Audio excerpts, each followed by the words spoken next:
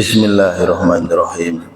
Assalamualaikum warahmatullahi wabarakatuh. Alhamdulillahirabbil alamin. Wassalatu wassalamu ala Rasulillah wa ala alihi wa ashabihi ajmain. Amma ba'du. Alhamdulillah kita bisa hadir kembali di majelis ini dalam keadaan sehat walafiat.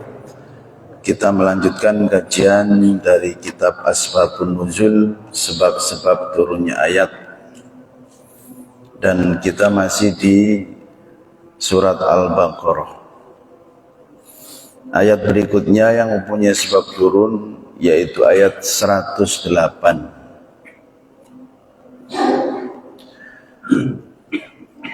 Ayat 106 ya, sebelum ayat 108. Ayat 106, A'udzu billahi minasyaitonir rajim. Ma nansakh min ayatin aw nunsiha na'ti bi khairin minha aw mithliha. Apa-apa dari ayat yang kami nasahkan, yang kami hapus, atau kami jadikan manusia lupa kepadanya, maka kami datangkan yang lebih baik darinya atau yang sebanding dengannya. Alam ta'lam annallaha ala kulli syai'in qadir.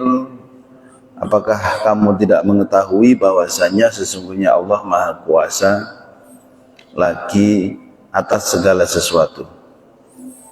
Di sini Allah Subhanahu wa taala menyebutkan bahwasanya ada ayat-ayat di dalam Al-Qur'an itu yang dinasakh atau dihapus kemudian diganti.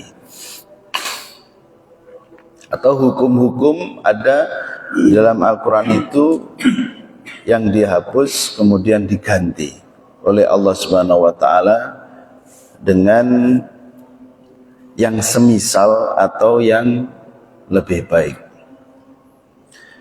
Diriwayatkan sebab turunnya ayat ini yaitu bahwasanya ketika kaum muslimin di Madinah dan mereka kemudian ketika di Madinah, awal di Madinah itu mereka sholatnya menghadap ke Baitul Maqdis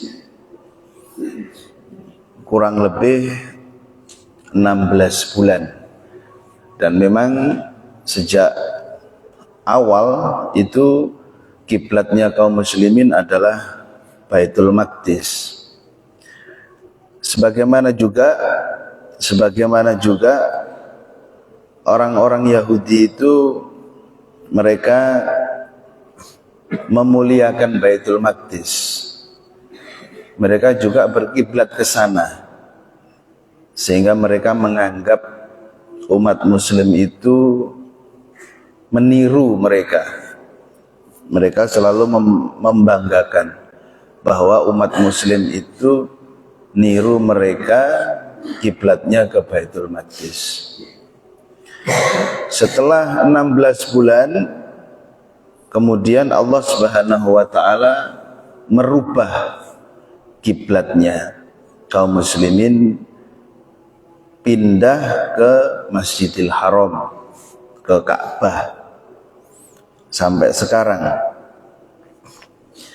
Dengan adanya itu, perpindahan kiblat itu, maka orang-orang Yahudi mereka menjelek-jelekan kaum muslimin atau menjadikan itu sebagai alasan untuk mengatakan bahwa ajarannya Muhammad itu tidak konsisten.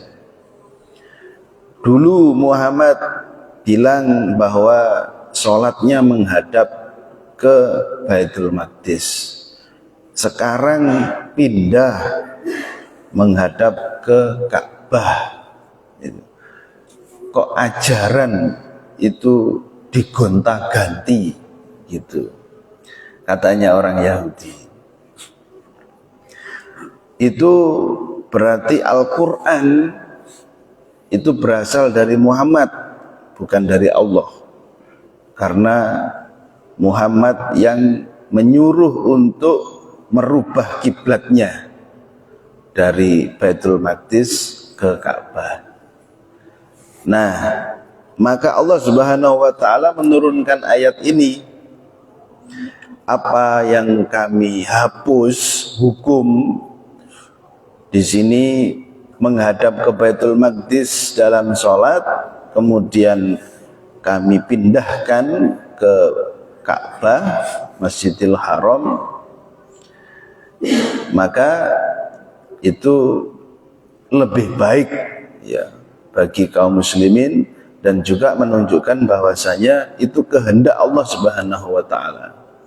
Sudah menjadi hak prerogatif Allah Subhanahu wa taala. Di dalam agama ini ada istilah nasikh dan mansukh.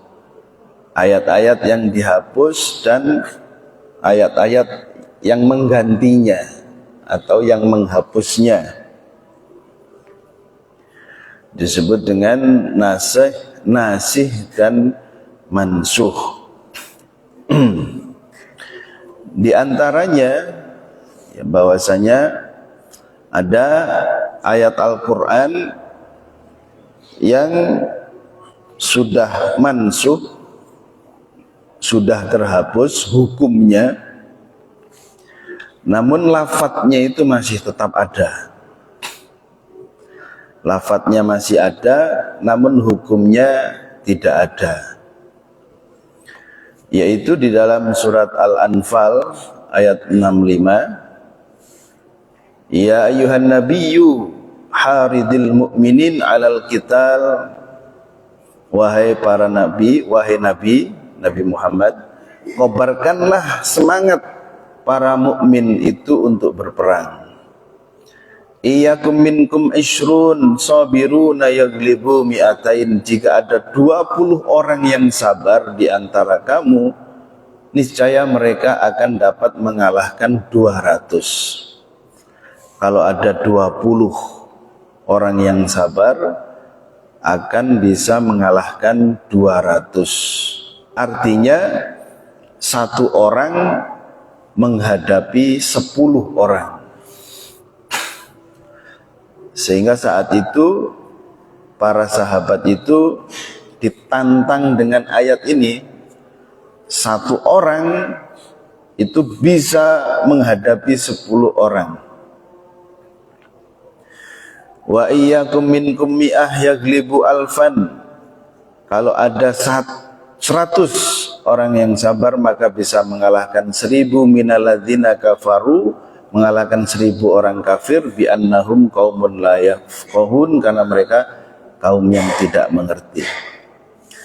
Nah, para sahabat itu merasa berat. Ya, kita mungkin sekarang ini tidak merasa begitu, tapi ketika ayat ini turun langsung sahabat kepada para sahabat, di mana saat itu mereka betul-betul nyata menghadapi peperangan. Dan satu orang saja cukup menghadapi 10 orang gitu. Dan itu terasa berat bagi para sahabat. Kemudian Allah Subhanahu wa taala menghapus hukumnya dan menurunkan surat Al-Anfal ayat 66. Ayat berikutnya ya. Al-an khaffafallahu ankum wa alima anna fikum du'fa. Sekarang Allah telah meringankan kepadamu dan Dia telah mengetahui padamu ada kelemahan. Maka diganti sama Allah. Fa iyyakum minkum mi'ah sabirah yaglibu mi'atain. Kalau ada di antara kalian 100 orang yang sabar, akan bisa mengalahkan 200 orang. Ini menjadi 1:2. Kalau awalnya itu 1 harus menghadapi 10, ini 1 menghadapi 2. Wa iyyakum minkum alaf yaglibu alfain, kalau ada di antara kalian 1000 orang maka akan bisa mengalahkan 2000 biidznillah wallahu ma'as sabirin, dengan izin Allah, dan Allah bersama orang-orang yang sabar. Katanya Abdullah ibnu Abbas radhiyallahu anhu, seorang sahabat, ya, mengatakan ketika turun firman Allah yang tadi ayat 65 tadi itu,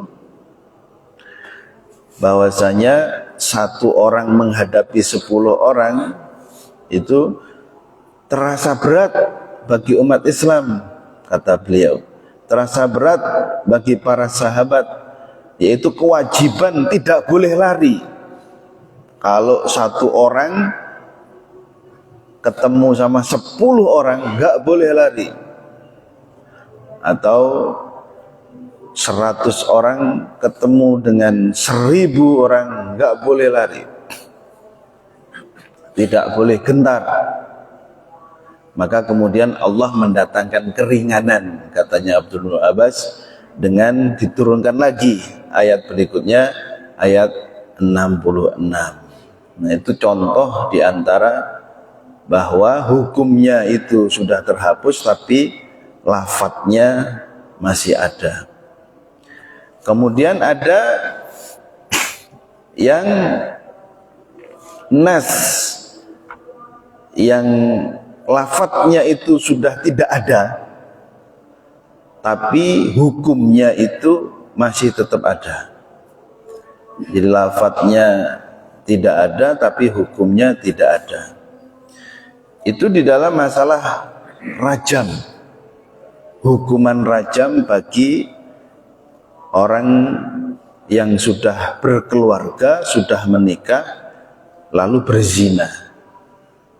Katanya Umar bin Khattab, dalam riwayat Umar bin Khattab yang diriwayatkan oleh Imam Bukhari, katanya Umar, laqad khasyitu ayyatula binnas, sungguh saya khawatir zaman akan panjang terhadap manusia sehingga seseorang itu berkata, kita tidak mendapati rajam di dalam kitab Allah. Kita tidak mendapati kalimat rajam, dan memang tidak ada kalimat rajam di dalam Al-Quran itu sekarang, ya. Sehingga mereka menjadi sesat, katanya Umar, dengan sebab meninggalkan satu kewajiban yang telah diturunkan oleh Allah. Ingatlah, sesungguhnya rajam adalah hak atas orang yang berzina dan dia telah menikah jika bukti telah tegak atau ada kehamilan atau ada pengakuan. Itu. Nah, lafadznya itu apa? Yang menurut para ulama, lafadznya itu yang sudah tidak ada, ya, itu asy-syaikhu wasy-syaikhatu idza zanaya farjumuhuma, laki-laki yang sudah tua, yang sudah menikah, atau wanita yang sudah menikah, jika mereka itu berzina maka rajamlah keduanya. Nakala minallah wallahu azizun hakim, sebagai hukuman yang mengandung pelajaran dari Allah, dan Allah Maha Perkasa. Itu lafadznya sudah tidak ada tapi hukumnya masih ada dan diperkuat dengan hadis-hadis Nabi. Untuk pengetahuan saja, rajam itu pada zaman Nabi Muhammad ada 4 kali kejadian rajam, yang semuanya itu adalah karena pengakuan dari si pelakunya sendiri, bahkan semuanya memaksa supaya dirinya dihukum rajam. Semuanya bolak-balik kepada Nabi Muhammad bahwa dirinya telah melakukan perzinahan sehingga dirinya meminta untuk dirajam. Jadi semuanya itu adalah karena pengakuan sendiri dan bahkan maksa minta untuk dirajam. Bukan karena penyelidikan Nabi Muhammad menyelidiki, para sahabat disuruh menyelidiki siapa yang benar, tidak, tapi pengakuan sendiri. Nah, kemudian yang ketiga yaitu mansuh atau terhapus hukum dan lafadznya, yaitu berkaitan dengan bayi susuan yang menjadi saudara. Artinya ketika seorang wanita itu punya anak lalu menyusui anaknya orang lain, maka bisa menjadi saudara dari anaknya yang itu menjadi mahram gitu. Katanya Aisyah radhiyallahu anha, diriwayatkan oleh Imam Muslim, kana fima unzila minal Qur'an, dahulu di dalam apa yang telah diturunkan di dalam Al-Qur'an, ya. Jadi dulu itu di antara ayat yang turun yang termasuk Al-Qur'an itu adalah asyru rada'at ma'lumat yuharrimna, yaitu 10 kali penyusuan yang diketahui itu mengharamkan. Maksudnya kalau sudah 10 kali penyusuan itu menjadi mahram, menjadi saudara. Maksudnya tidak boleh dinikahi. Nah, masalah yang dimaksud 10 kali itu bagaimana, itu perbedaan pendapat. Kita tidak bahas itu. Ada yang mengatakan 10 kali sampai kenyang. Ada juga yang mengatakan pokoknya sudah nyedot 10 kali ya sudah. Nah, summa nusihna bi khamsin ma'lumat, kemudian ayat itu dihapus dengan 5 kali penyusuan. Fatuwfiya Rasulullah SAW, kemudian Rasulullah SAW wafat, wahunna fima yuqra minal Qur'an, dan itu yang termasuk dibaca dalam Al-Quran. Sekarang tidak ada ayat ini maupun hukum ini, ya, hukum 10 kali tidak ada, tapi sudah diganti menjadi 5 kali susuan, 5 kali menyusu. Kalau dulu 10 kali menyusu. Nah, inilah jamaah sekalian dirahmati Allah, di antara contoh-contoh nasih dan mansuh, di mana ayat tadi intinya adalah karena perubahan arah kiblat yang dahulunya di Baitul Maqdis kemudian berubah ke Masjidil Haram, dan itu menjadi masalah bagi orang Yahudi, bahkan juga bagi orang Muslim sendiri. Saat itu sebagian mereka mempertanyakan Nabi Muhammad, kok hukum berubah-ubah gitu, kok hukum itu dipindah-pindah, sholat kok pindah-pindah kiblatnya. Mereka tidak menyadari bahwasanya itu memang sudah menjadi haknya Allah Subhanahu wa Ta'ala. Tapi kalau sekarang ya sudah tidak bisa, sudah tidak ada Nabi Muhammad, tidak ada lagi yang bisa merubah, menambah maupun mengurangi, sudah sempurna. Ini saja yang bisa kita sampaikan, semoga bermanfaat. Billahi taufiq wal hidayah. Wassalamualaikum warahmatullahi wabarakatuh.